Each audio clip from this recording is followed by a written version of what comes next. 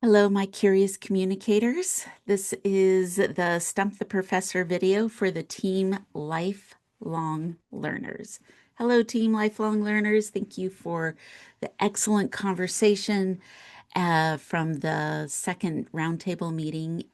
And also, thank you for these great questions. So I have taken some notes and I am ready to give some responses. One thing in an asynchronous class, such as this one, I am interested in how we are creating a learning space for dialogue.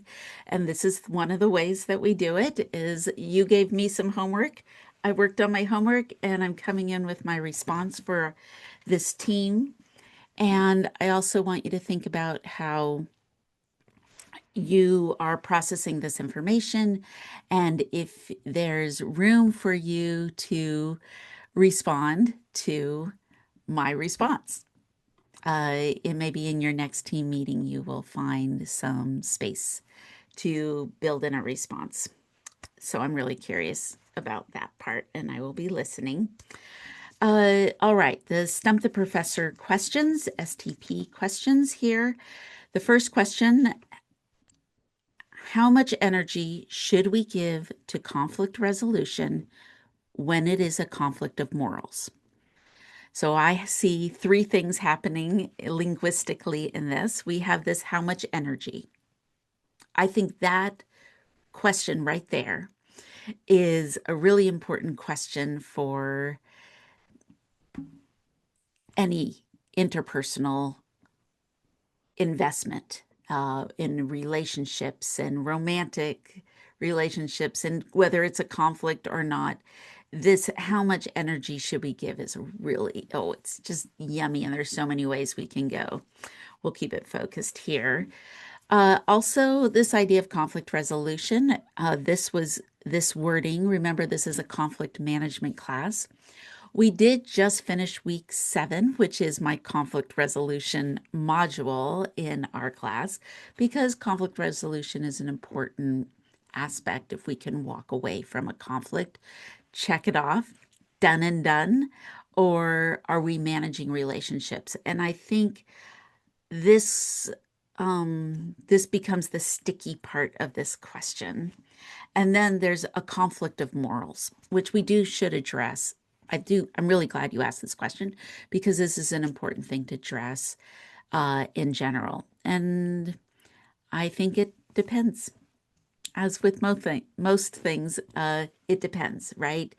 Uh, there's not a set answer for any of these things. When I give you this information and I walk through these 3 questions that you posed, I really want you to think about context and the relationship, power dynamics, and where are you living in that situation that you're in, or where you're living in that problem, right? And we want to expand and contract to the specifics of what you might be applying this to. All right, here we go.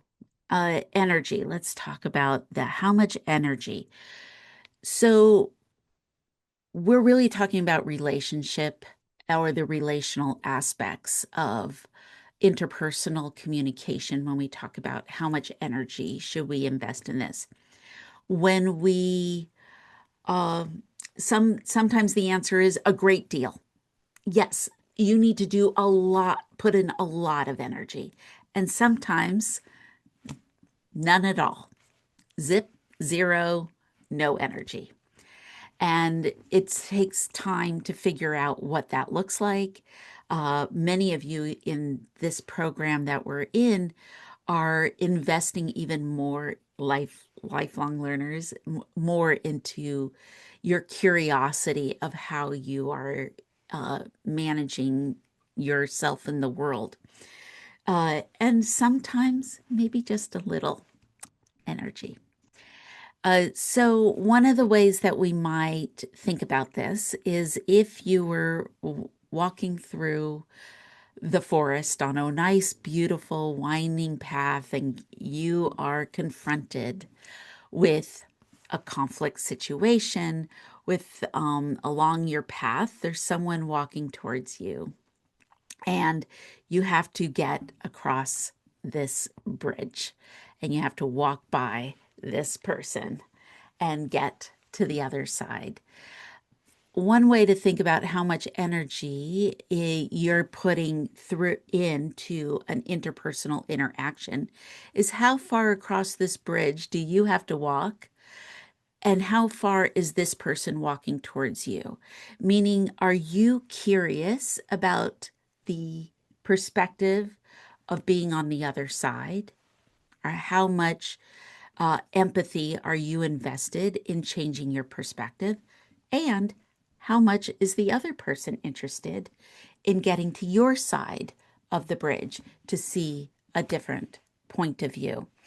And how much, so uh, you can definitely think about, is it, if I put in 50%, I expect this other person to put in 50%, and we're going to meet here in the middle, and that's great.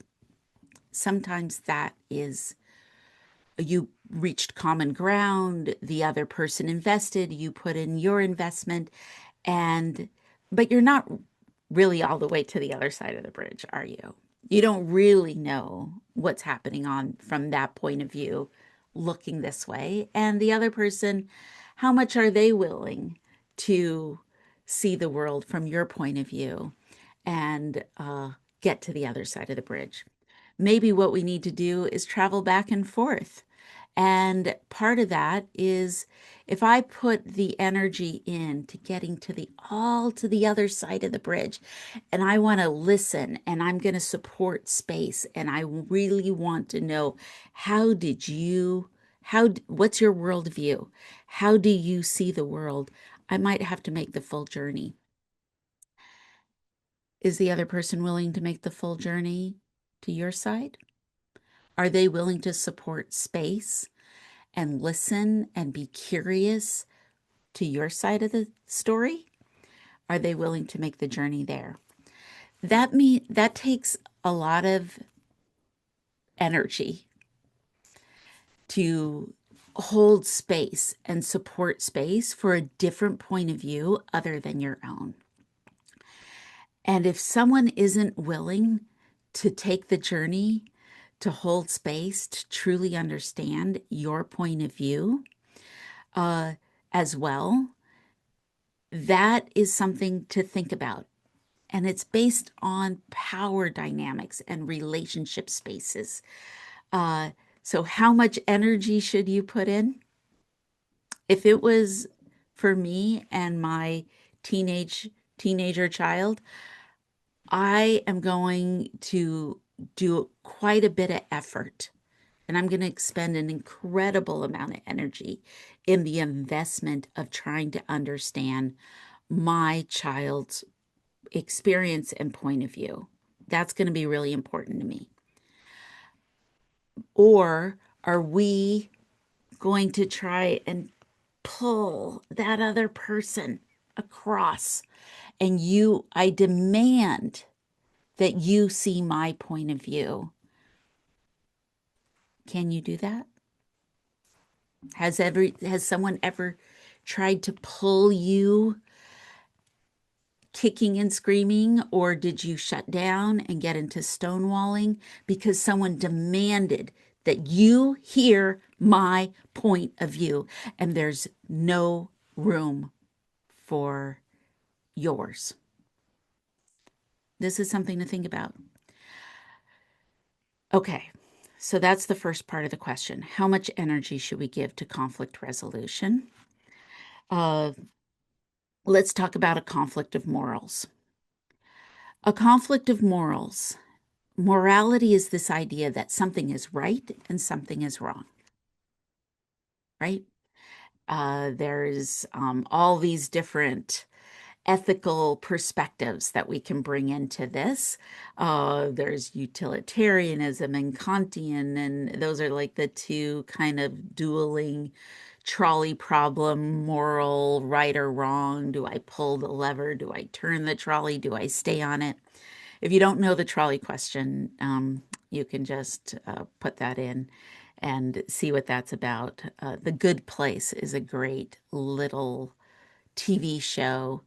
Not little, I think they grapple with those kind of morality pieces of good and bad and right and wrong. When we talk about ethics, ethics is how let's just linguistically kind of pull those apart a little bit, morality and ethics. They're often used interchangeably, but I'm just going to tease those apart. That ethics, when we think about ethics, we think about the rules and the process and the reasoning in our actions that are driving us towards our obligation. What is our obligation to our social responsibility or our relational responsibility? How much are we supposed to sacrifice or give up, or how much energy should I be doing to get to your point of view? And then what is my obligation? What is my responsibility to self, right? To self re, for re, for repair, not just relational repair, but self repair.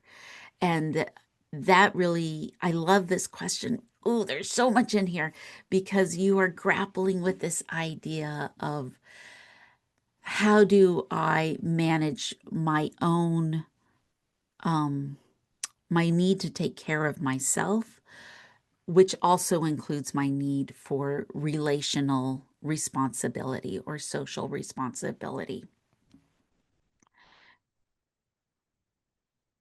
So when we're talking about this idea of what is right and wrong, or and in these kind of more the morality of things, I would just like to propose to you to think about that not every conflict needs a resolution.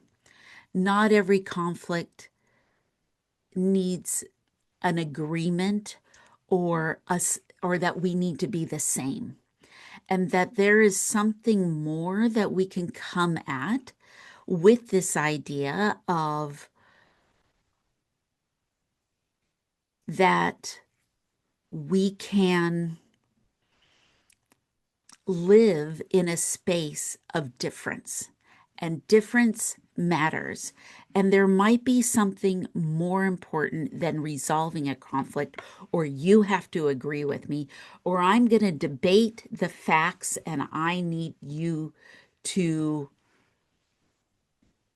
put down your arms and take my side, right? I need you to take down your worldview, take apart your worldview, and join my worldview. There's something called the similarity fallacy. And the similarity fallacy is often a belief that we need to be the same to be better. Like our marriage can only be a good marriage or a long-lasting, loving relationship if we're the same. And there's no strength in being the same. It's really fun to have similar interests. It's great to have similar tastes, but it's really our differences that make us stronger. One way to think about it is the way if you were building the house of your relationship, if all the walls were just standing on their own, and I need to just be here, and I'm going to be this wall, and I'm going to be this wall. The first wind that's going to come through, those walls are just going to collapse. That's it. But you need something that pulls those walls together. And this piece of coming together is leaning into the difference that I still need you to be your wall holding up this part of the house, and I need to be my wall holding up this part of the house. And I'm going to lean into your strengths and your differences and the different way that you see the world. Because your way of seeing the world that I don't feel like I can agree with, I can't agree with you about that, but that you are experiencing the world that way. And if I can understand it, and the other person is willing to understand you, now you're moving towards collaboration and you're leaning into your differences. Okay. That pulls us through the structure of your question, and I've addressed different pieces. There's just a couple things I want to add on as we move to the end, before I move to the next question. Time matters. Time is something that we need to consider. Um, these aren't easy things that we're talking about. And this question is addressing something that is really difficult and sometimes painful. And you need time and space to breathe through these processes. And sometimes you put more energy in before you've realized the other person is not matching your energy. And you can only see that over a process of time. It doesn't happen in every dialogue, in every conversation. You can't approach a conversation like, all right, I listened to you for 10 minutes about how you think about this, and now I need you to listen to me about how I think about this for 10 minutes. And we're going to, right? Like those can be when things are constrained in that way, it often becomes a false or forced inner interaction. You might need some norms. You might say, hey, what you're describing, this I believe is wrong.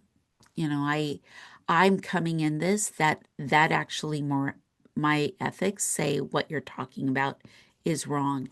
And it's going to take a lot of work for me to really understand and put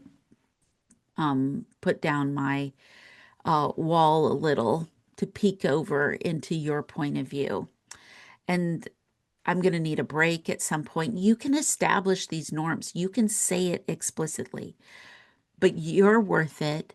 And I want to understand how you see the world. So I can support space for you to talk about this, but I might have a limit. And then I hope we can pick it up again later.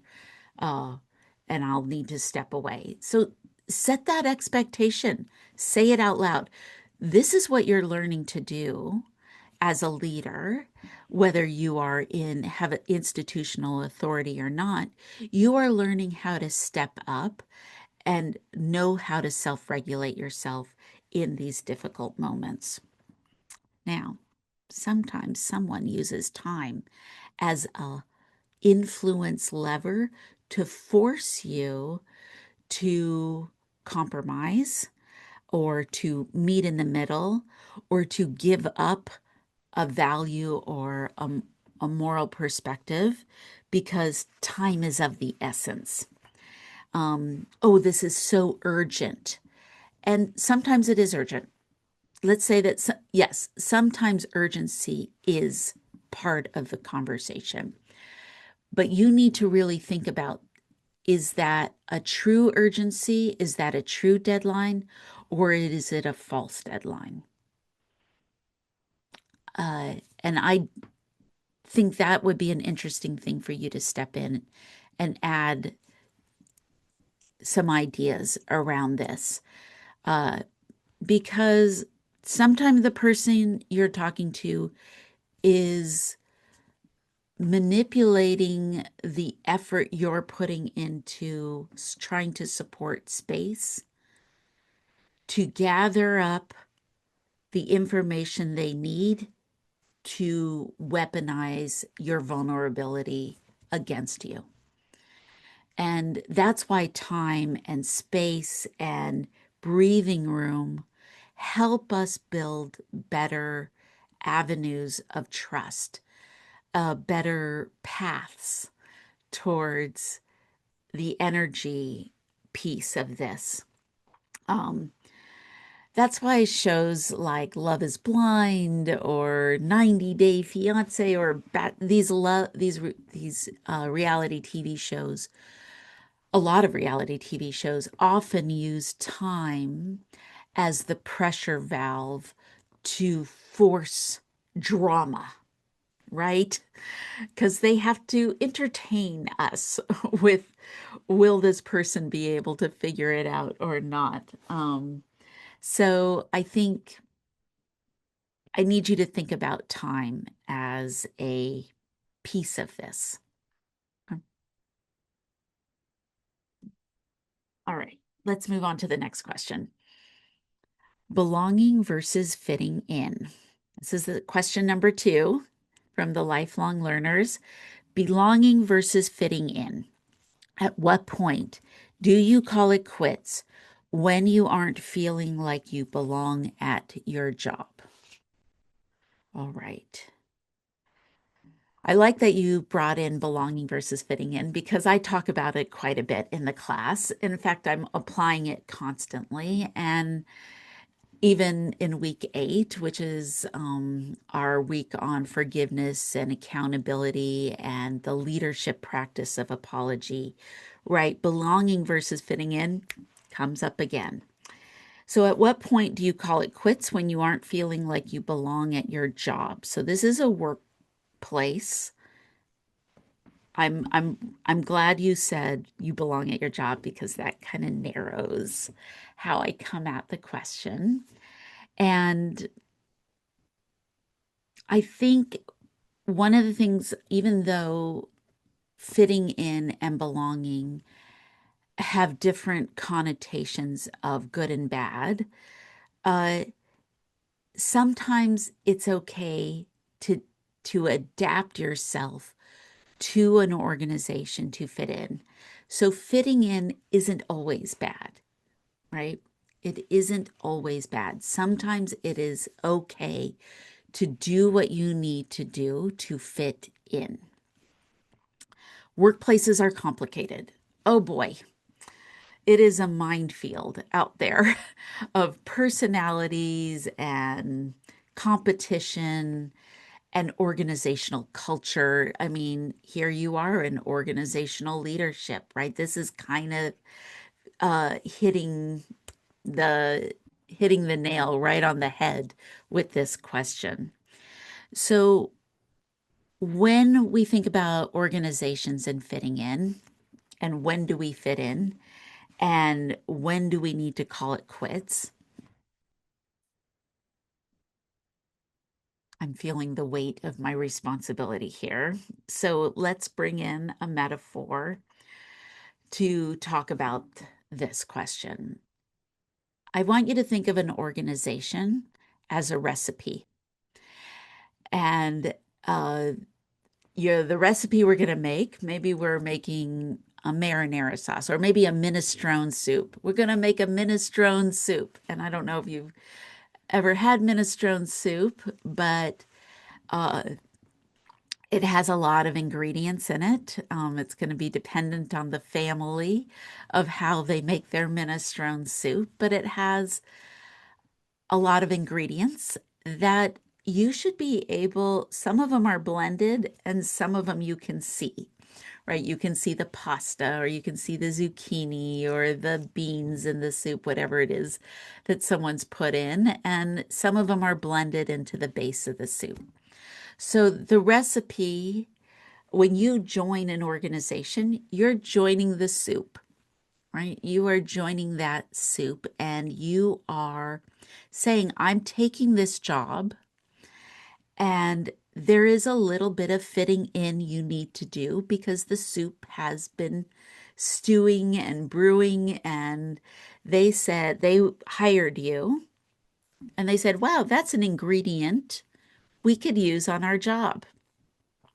Now you get into your job and you sometimes are handed a notebook of the person who just let maybe you're sitting in a position that is a job that someone else had before you and they left a notebook of their role. Or maybe it got changed and shifted and they're like, oh, this is the opportunity. We know who we really need in this role. And you're got this notebook, you've got the position you applied for, and there's that last little line, 5% other, which seems to be a default to be able to throw at you all sorts of things that are not in the job description. And you're like, well, is that job creep? Or, are you creep?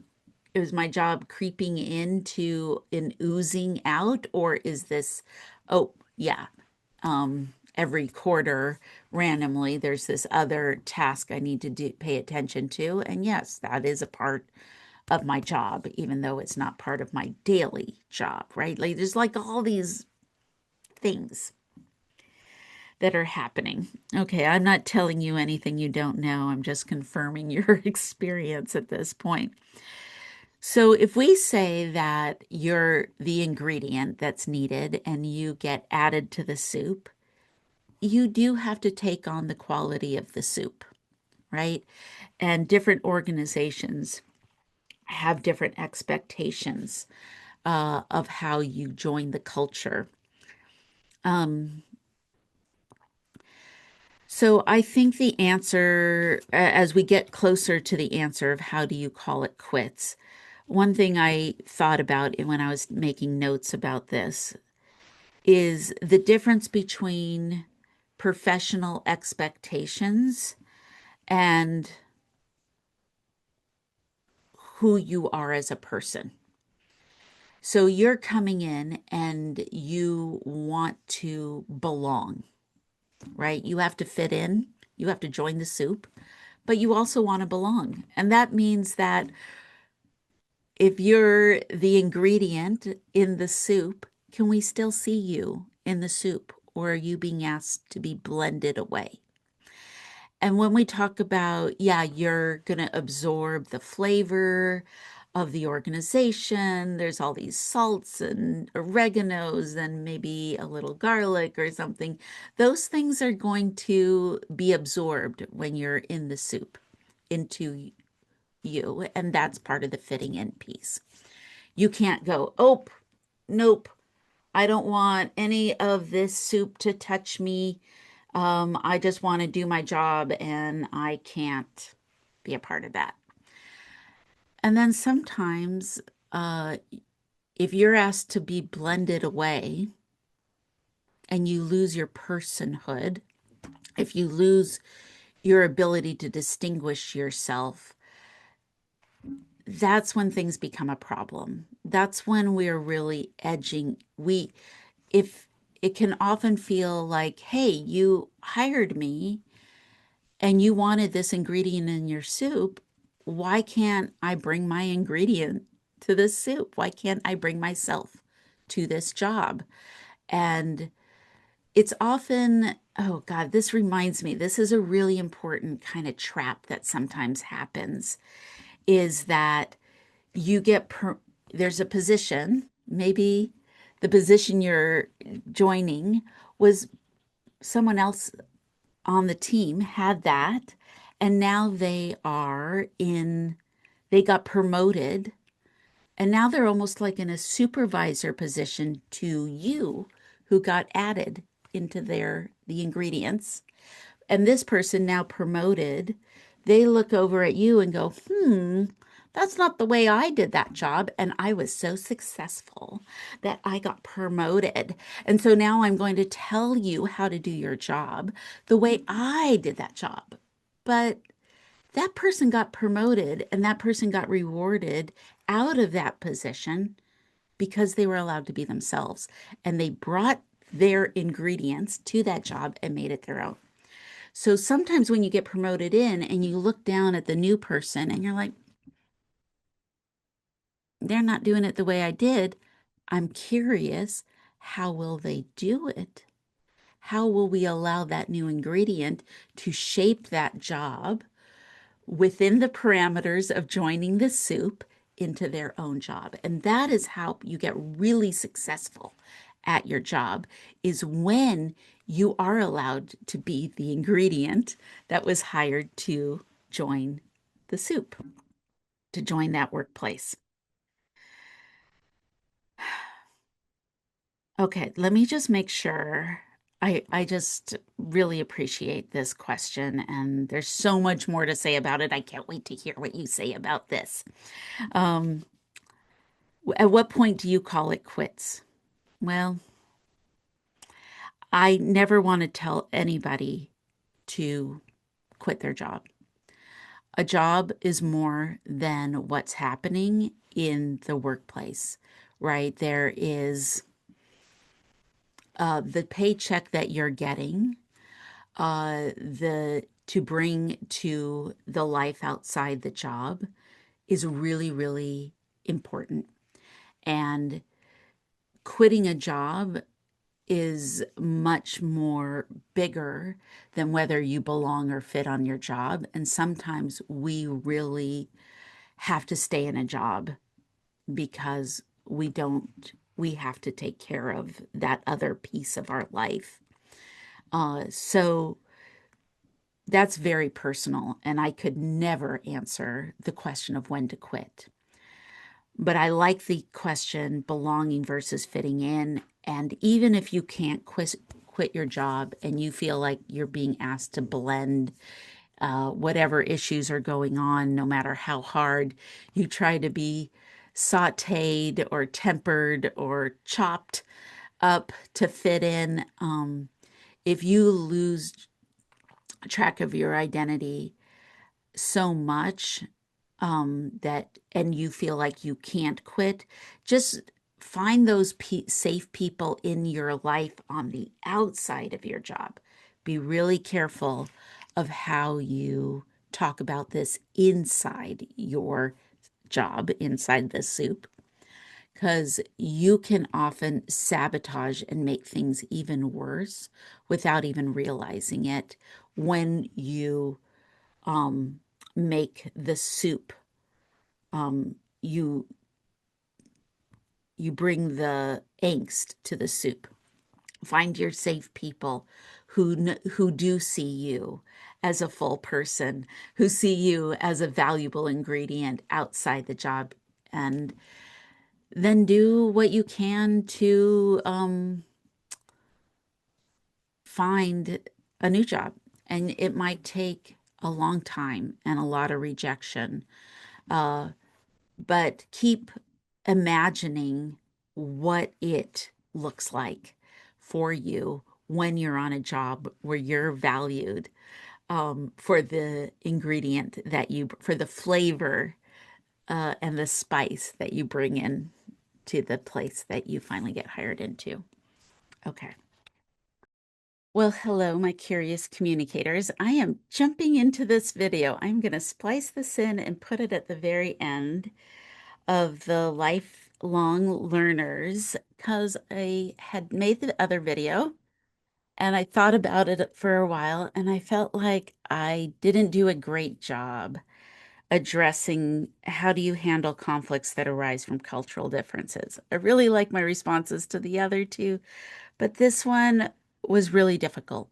It was a difficult one, and I felt like my answer did was an avoidance of the question, and I didn't feel like I was truly addressing the question, maybe, but I'm not really even sure. This is a really important topic, and the fact that you're asking this question just shows how important it is.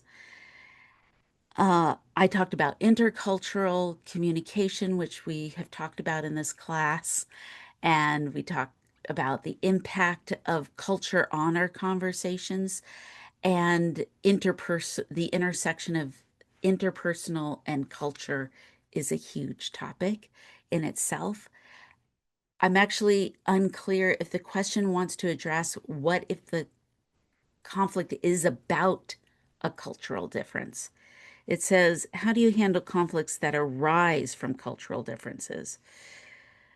I just felt really unclear, and maybe I thought this would be a perfect opportunity to admit that you stumped the professor, that I don't actually know how to respond to this question. I've been thinking about it for about a week now or more. And then when I made the video, I could have published this a bit ago, but I just been sitting on it, unhappy with the way I responded. So, ding, ding, ding, ding. I actually don't have a response for this. I'm always preaching, say when you don't know, say I don't know when you don't know. And I'm just gonna say I don't know. I don't know. And I appreciate the dive into it. And I had a lot of ideas. And I don't think this should be the end. I'd actually love to throw it more into your court. And I'd be curious, what do you think? You've been through the class, you've been through the week two intercultural communication. We've talked about how culture can warp perceptions of strategy and tactics and choices that we make. We've talked about goals and interests. You have a lot of tools right now, and maybe you have a response to this. I'd be curious. And I trust you to think about the scope of the class and how this question fits in it. All right. So, uh, lifelong learners, can I join the club? I'm still learning too. Have a good rest of your day, everyone. And I look forward to your response.